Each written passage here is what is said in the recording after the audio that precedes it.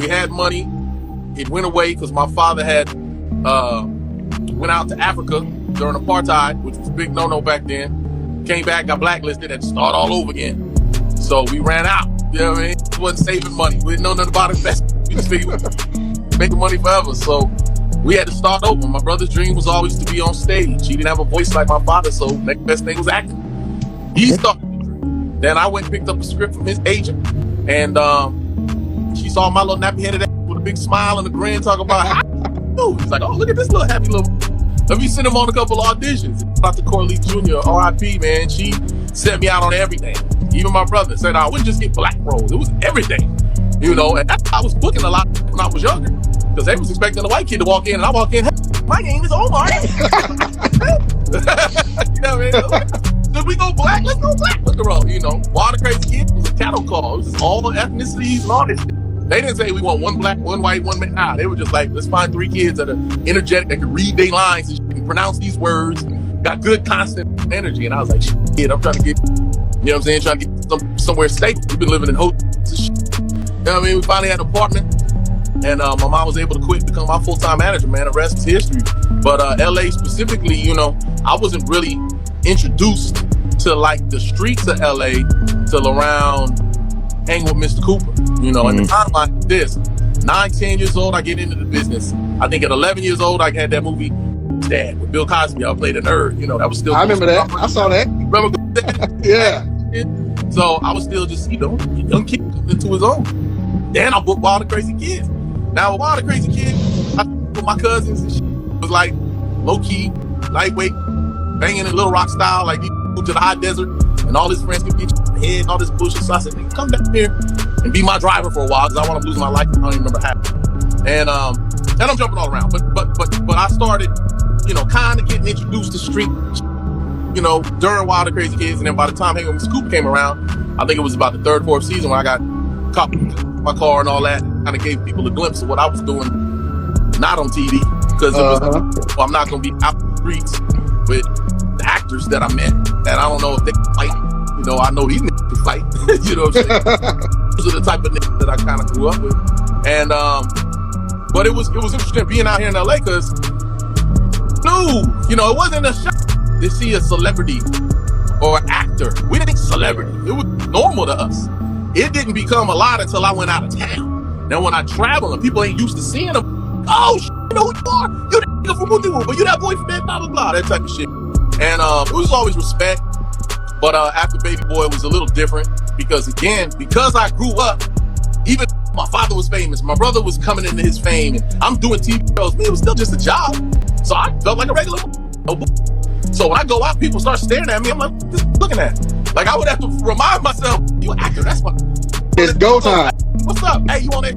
Oh, yeah, nigga. Oh, we get a picture? You know what I mean? So that's what my was. A lot of it was just, it was normal. You know, people are like, what's it like to grow up and your father and your brother, da-da-da. I was like, I don't know. I figure everybody's father and brother and cousin and uncle, you know, and especially out here, I didn't go to no private school. I wasn't sheltered for shit. I was in the regular school. And kids from LA was busted. I lived in the Valley, but kids from LA busted and they became my day one, my you know.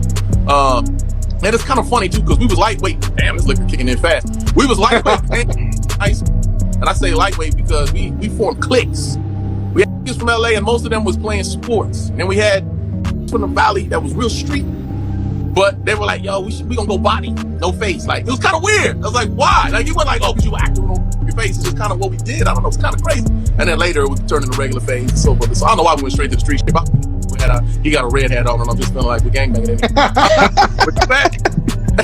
But I mean, that's just, again, it was all kind of normal to me. Nothing really became like, oh, until I did a shit called Playmakers, man. That's when it kind of got old for me. That was when I did this series called Playmakers, man. I didn't get to play football. I wanted to play football so bad, but I already had a job. Coach didn't want to hear nothing about my job. He want me at practice. You know, first day of high school, he's like, you want to try out for this? Oh, yeah. Well, better be here today. I'm like, damn, I gotta be on set, man. I can't do it. So I got this gig doing playing a star running back for this team, this fictional team that filmed out in Canada, out of Toronto. That place, boy. If you ain't been, boy, treat yourself, don't treat yourself. It's cold. Fine women out there, they don't make no sense. They don't even know they fine. They just so like, you me? I'm like, oh shit, yeah, bitch, yeah. He's like, all of you. Oh, I loved it. And that was that. But then when I got back, I went to Vegas. I used to go to Vegas. All these smart guys went to Vegas every other weekend. This was after that. It was a problem for about a year, you know. But I'm there, and I remember I had to get rescued from a casino. Like, it wasn't black people. It was everybody else. Everybody that watched ESPN would go, oh, that's DH for Playmakers. Can we get autographed? And we got mobbed. Me and buddies got mobbed. The security had to get us out of there. It was fucking crazy. But that was the only time I really remember going, damn, this is some wild shit. This ain't no every ordinary shit. I'm very long-winded, so feel free to cut me the fuck off. Oh, you good? You good. You got it. You got it. All right, so you from LA, right? LA got a lot of history. All right, we from St. Louis. Tap us into this real quick. So, do you remember life after the LA riots and all that happened? What was that? What was life like in LA after that kicked in? Here's the thing. I was born in California, which is the Valley. Right. I was from South Central. I got from Watts. I grew up in Compton. From there, we didn't hang there. You know what I'm saying? Like, yeah. The riots that I remember, which we just did a movie on called Higher Power that just came out, was about black and brown coming together. But I remember when there was the black and brown riots, and it happened. All my was fighting all the Mexicans at school, and I was on set doing Hanging with Scoop for the 2-3 days that this shit happened. But like with Rodney King and all that, you know, I was a celebrity. You know what I'm saying? I like to say, oh, we didn't think of it like that, but I didn't go out everywhere. I wasn't a part of every situation. You know what I'm saying? I'd go out when it made sense to. I'd go out, people like, you know, you look like, because they didn't believe I'm there. Like, what are you doing out there? But I didn't feel it change because I didn't live there. You understand what I'm saying? And then it's like, oh, going to the street, going to the store was different after the riots. Then going to the store was this. Like, man, I was over the hill during it. You know what I'm saying? I was in the Valley with my shit. But the way we moved around was just a lot smarter. You know what I mean? Like, the kids that I grew up with, they turning 50 now, and they're like, I can't believe I made it this long. Like, my real day one is blown away that they still alive, which is crazy. I remember my Style Ray said he was like 25. He was like, I can't believe I made it this long. From Watts was just telling his story. Marcus Nash was just like, nah, they had insurance banking on the fact that we would make it to see 21, 22. So, yeah, the shit changed, but again, a lot of it gets publicized differently. Every time something happens out here, everybody calls me, oh my God, I hear it's flooding, it's going crazy. Like, it's a little bit of rain, we got it. Like, you know, fires were crazy. Hey, no, the fires were crazy. I don't want to understate the fires. But again, it wasn't like just like flames everywhere. It's like COVID. Like, oh, bodies on bodies on bodies. Like, well, that's what we'll say 30 years from now. But it wasn't as bad. All right. Do you remember, here we go.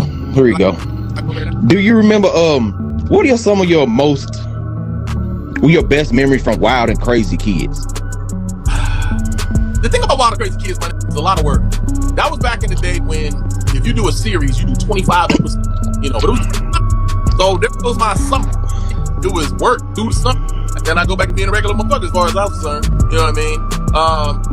But if I try to lock in and remember, oh my God, when I first got it, it was like, dream come true, obviously.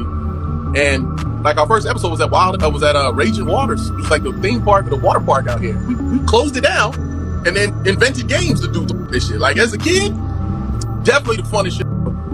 First year, and then like halfway through the second year, then it became work to me. It was just like, you little calm the fuck down. I gotta read these lines. Like, there's a lot of games and rules and cards that we gotta go through and shit like that. So it became work.